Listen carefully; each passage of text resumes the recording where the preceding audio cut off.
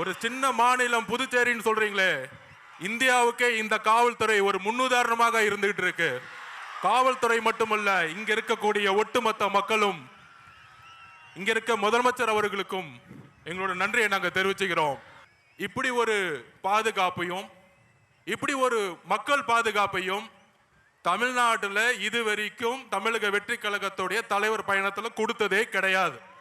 அதனால CM sir, உங்க அரசியல் எல்லாம் தூக்கி போட்டு தைரியமா தைரியமா எங்க அண்ணா சொல்ற மாதிரி, எங்க தலைவர் விஜய் அவர்கள் சொல்ற மாதிரி, தில்லு இருந்தா தேர்தலில் மோதுங்க.